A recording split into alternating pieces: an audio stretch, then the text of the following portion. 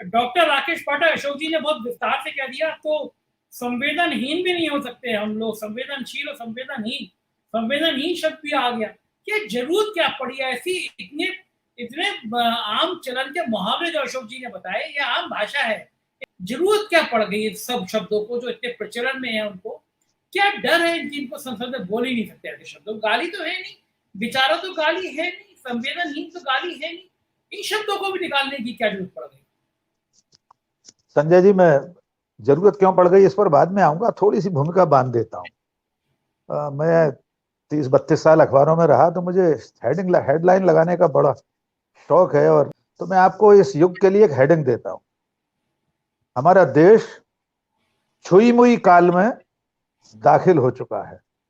हमारा देश, हमारा समाज, हमारा लोकतांत्रिक ढांचा, हमारी संसद, सब छुई मुई हो गए हैं। बात बात पर बित्ते भर की, सुई भर की बातों से आहत हो जाते हैं। हमारी धार्मिक भावनाएं जरा जरा से में आहत हो जाती है। कोई छोटा सा दुकानदार किसी अखबार में नॉन वेज परस देता है तो वो हवालात में पहुंच जाता है।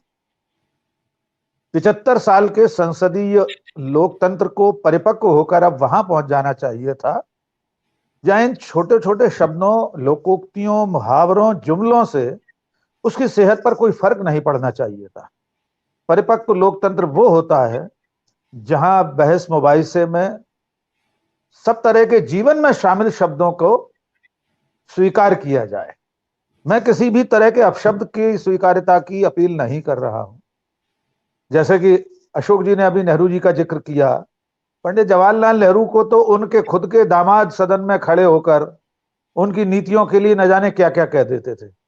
फिरोज गांधी जी, वो वियोग था कि जब एक युवा सांसद जिसका नाम अटल बिहारी वाजपेयी था, वो जब संसद में पंडित जवाहरलाल नेहरू को कटघरे में खड़ा कर देता था तो शाम को जवाहरलाल नेहरू उसकी पीठ थपथपाते थे और एक विदेशी राष्ट्राध्यक्ष से परिचय कराते हुए कहते थे कि ये लड़का एक दिन देश का प्रधानमंत्री बनेगा। वहां से चलते चलते संजय जी, अब हम इस छुईमुई युग में आ गए हैं। मैं संसद से पहले इसकी छोटी इकाई मध्य प्रदेश की विधानसभा पर आता हूं। अशोक भाई, आपको ध्यान होगा, मैं थोड़ा सा, मुझे लिंक खोलना पड़ी है। पिछले साल की बात है, ठीक इसी 15 जुलाई 2021 मध्य प्रदेश की विधानसभा में एक 40-44 पेज की पुस्तिका प्रस्तुत की गई, उसका बाकायदा विमोचन हुआ। और संजय जी, उसमें कितना परिश्रम किया गया था। 23 नवंबर 1954 से 16 मार्च 2021 तक मध्य प्रदेश की विधानसभा में प्रयुक्त हुए ऐसे शब्द तलाशे गए। विधानसभा सचिवालय ने, आप सोचिए, 50-60 साल की कार्रवाइयों को पढ़ पढ़ कर कितने लोग लगे होंगे, कितने क्लर्क, कितने पढ़ने वाले, और उसके बाद 1560 शब्द और वाक्यांश। अशोक जी अभी वाक्य बता रहे थे कि इन सेंटेंस पर भी रोक है, तो ये पिछले साल मध्य प्रदेश की विधानसभा एक पुस्तिका बाकायदा छाप चुकी है और बाकायदा उसका विमोचन हुआ था विधिवत कि ये 1560 शब्द और वाक्यांश है। पूरे पूरे सेंटेंस भी हैं और आधे वाक्यांश भी हैं। ये असंसदीय माने गए। अब आपकी खिदमत में कुछ शब्द मैं पेश कर देता हूं, क्योंकि हम अभी सदन में नहीं बैठे हैं, इसलिए इन बातों पर। धोबी के कुत्ते की तरह। अब धोबी का कुत्ता सहस्त्राब्दियों से हमारे यहां मुहावरा है। ये कौन आदमी अपने आप को धोबी का कुत्ता मान लेगा सदन में, हमें नहीं पता। निकम्मा। निकम्मा कौन सा अपशब्द है? किसी व्यक्ति की नाकाबिल होने, उसके कामकाज में बेहतर न होने के लिए निकम्मा शब्द है।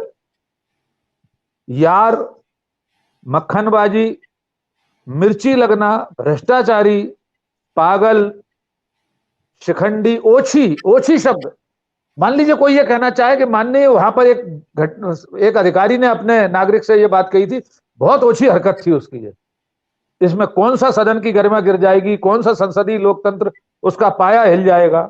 लेकिन मध्य प्रदेश की विधानसभा ने ये पुस्तिका छाप दी 1560 शब्दों की। मैं समय जाया होगा, इसलिए सारे वाक्यांश और शब्दों को यहां रिपीट नहीं कर रहा हूं।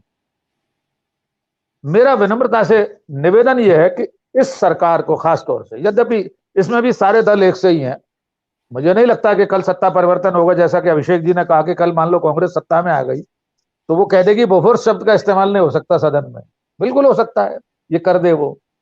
लेकिन फिलहाल आज जो खबर हम लोगों ने पढ़ी देखी है, जिसमें से अशोक जी ने बहुत सारे वाक्य वाक्यांश मुहावरे हमें पढ़कर सुनाए, इसमें मुझे एक बात लग रही है, इस पूरे जखीरे में बहुत ज्यादा बड़ी संख्या में जो शब्द हैं उनका संकेत ट्रेजरी बेंच पर बैठे हुए लोगों की तरफ ही ज्यादा जाता है। एक शब्द तो अशोक जी ने कह दिया, तड़ी पार। बाकी जो हेडिंगों में अखबारों में छपा है, जुमला जीवी। माननीय प्रधानमंत्री सदन में खड़े होकर देश के सबसे बड़े आंदोलन को और उसमें शामिल लोगों को आंदोलन जीवी कह सकते हैं, लेकिन कोई जुमला जीवी नहीं कहा जा सकता।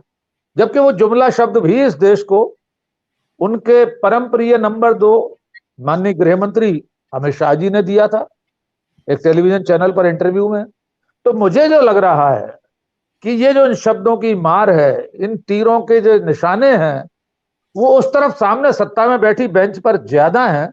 इसलिए छांट छांट कर इसमें से बहुत बड़ी तादाद उन शब्दों की है जो सत्ता को पीड़ित करती है, उसका उपहास उड़ाने के लिए इस्तेमाल होते हैं। फिर भी मेरा मानना यह है कि सदन की एक गरिमा है। जब देश का प्रधानमंत्री शूर्पणखा का जिक्र कर चुके हैं अभिषेक, मैं फिर उसे रिपीट कर रहा हूं। एक महिला सांसद के लिए जो केंद्र में मंत्री रही, वे माननीय स्वयं सदन की चलती कार्यवाही में इस तरह से उपहास करते हैं, शूर्पणखा कहते हैं, तो सोचना चाहिए कि उनके खुद के भाषिक और भाषाई संस्कार कैसे हैं।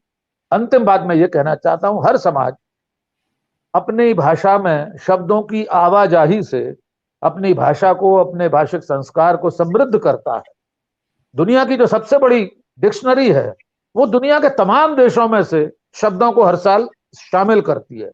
भारत में इस्तेमाल होने वाले देशज भाषाई क्षेत्रीय न जाने कितने शब्द वो ब्रिटेनिका में, एनसाइक्लोपीडिया ब्रिटेनिका में शामिल हो चुके हैं।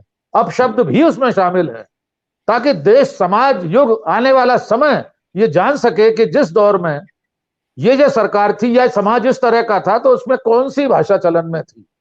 तो संसद में भी संसद को इतना छुईमुई नहीं होना चाहिए। मैं आखिरी में फिर ये कहना चाहता हूं, सिर्फ अपशब्दों को छोड़कर मुहावरे, लोकोक्तियां, जुमले सब एक दूसरे के लिए इस्तेमाल किए जाने चाहिए। इतना नाजुक नहीं होना चाहिए कि वो छुईमुई पौधे की तरह एक शब्द से मुरझा जाए, सत्ता या विपक्ष कोई। ये सब मैं एक जानकारी के साथ एक जिज्ञासा भी जाहिर करना चाह रहा हूँ। जानकारी ये है कि जब 2014 से 19 तक की लोकसभा सक्रिय थी, हमारे माननीय ज्योतिरादित्य सिंधिया जी कांग्रेस के सांसद थे, सदन में सचेतक थे, कांग्रेस के मुख्य सचेतक, उपनेता थे। उन्होंने एक भाषण में माननीय प्रधानमंत्री जी को जीरो कहा था। विदेश यात्रा करके लंबी चौड़ी लौटे थे और ज्योतिरादित्य सिंधिया ने बाकायदा जीरो ऐसे बनाया था, मेरे पास वो वीडियो है भी, भेज दूंगा जब आप चाहेंगे। उन्होंने कहा था कि हकीकत तो हाथ कंगन को आरसी क्या, पढ़े लिखे को फारसी क्या, ये मुहावरा दिया। फिर उसके बाद सिंधिया जी ने कहा कि सच्चाई तो ये है कि हमारे प्रधानमंत्री विदेश में हीरो हैं और भारत के अंदर आके जीरो हैं। मेरी जिज्ञासा ये है, अब तो ज्योतिरादित्य सिंधिया जी जीरो नहीं कह सकते, अब तो उन्हें वे महामानव बताते हैं, लेकिन मेरी जिज्ञासा ये है कि जीरो शब्द भी तो नहीं कहीं शामिल हो गया है असंसदीय में। अगर कोई बताता तो कि सिंधिया जी ने आपको जीरो कहा था तो हो सकता है वो भी असंसदीय हो जाता। तो फिर बाकी आंकड़े कैसे बताएंगे? वित्त विभाग का जब कोई बात आएगी तो जीरो जहां लगेगा तो कैसे बोलेगी वित्त मंत्री?